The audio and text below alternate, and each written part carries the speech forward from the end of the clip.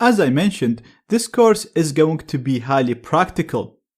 Therefore, you will need a lab, a place where you can practice and experiment with the things that you're going to learn in the course. Not only that, but having a lab is essential for hackers or pen testers, because let's say you discovered a new attack, or you want to experiment with a new attack, or you learned something new online and you want to test it, then the perfect place for you to test this and practice hacking is a hacking or a testing lab. Now, to create a lab, you just need a number of computers with different operating systems, and you'll need a number of networks if you're testing network attacks, and if you're testing website attacks, then you will need to install websites on these computers.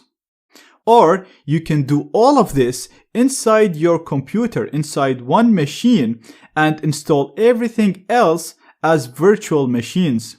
And this is what we're going to do. So let's say you have your computer right here. This is your main computer that you use every day to check your emails or even to watch this course.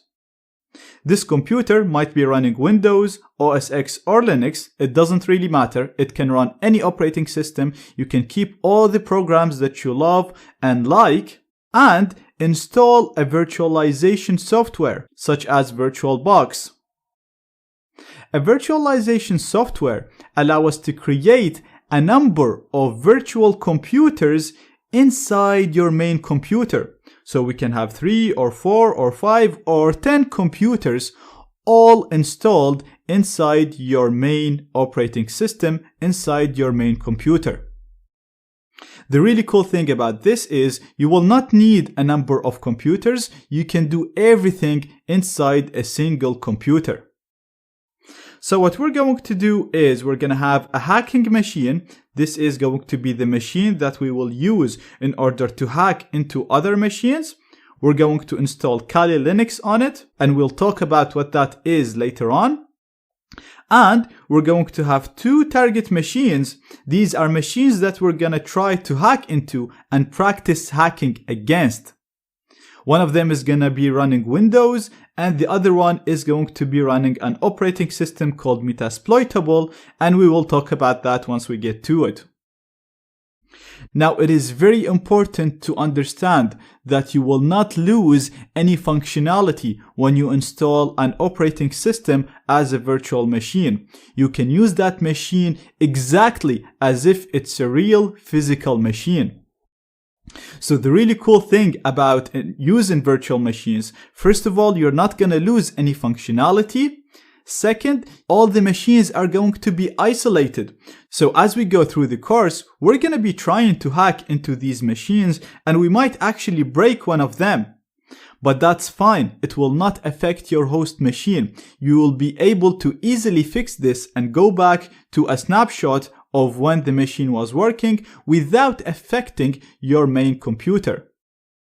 The other cool thing is that you'll be able to have a number of different versions of each of these machines, and you'll be able to change the configuration easily, change the network settings, or switch between different states of these machines, and so on. So, by using virtualization, you will not lose any functionality, but you will gain so many cool features. And the main thing to keep in mind is your host machine, your main computer, will never be affected. It's completely isolated. And if we break any of these machines, nothing will happen to your precious computer that you use every day. And this way, you can always use your host machine for daily use, for checking emails, watching the videos, doing whatever you do normally, and then use your virtual machines for hacking and practicing the attacks. And this is what I actually do. So you can see I have my host machine running OS X, and I never use this for hacking. But right here I have VirtualBox, and as you can see I have a number of operating systems installed on it, and I can literally start any of them by selecting the one I want and just click on start.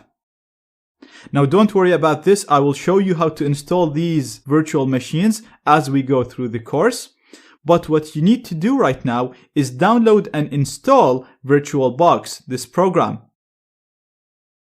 So you can download it from this page. I'm going to include its link in the resources.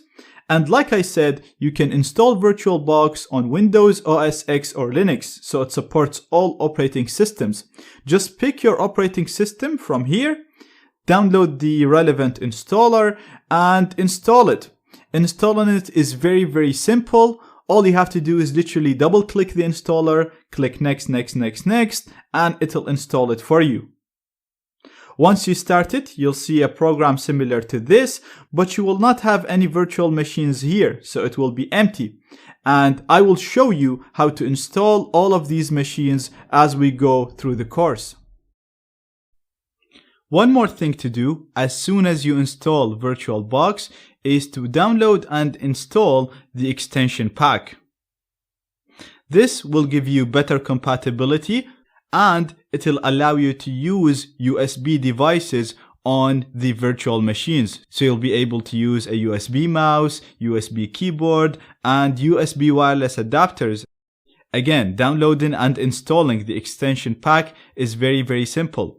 There is only one file. It's always the same file for all operating systems. It's the same for Windows, for Linux, for OS X. You just have to click on the download link in here. Once you download that, I already have it downloaded, so I have it right here. And this file will only work if VirtualBox is installed successfully. So first of all, install VirtualBox from these links right here, like I said. Once you download it and install it and can see a window similar to this without these machines right here, we'll see how to install these later. Then download the extension pack from here. You'll have its file similar to this file, and only then you can double click this file and it will automatically open in VirtualBox. As you can see, it's telling me that I want to install the extension pack. It's giving me the version, which is the same version as the version of the VirtualBox that I downloaded. It has to be the same version, otherwise it will not work. I'm going to click on install. We're going to agree to this license. I'm going to put my password. And as you can see, it's telling us that the extension pack is installed successfully. So now we can go ahead and install virtual machines in VirtualBox.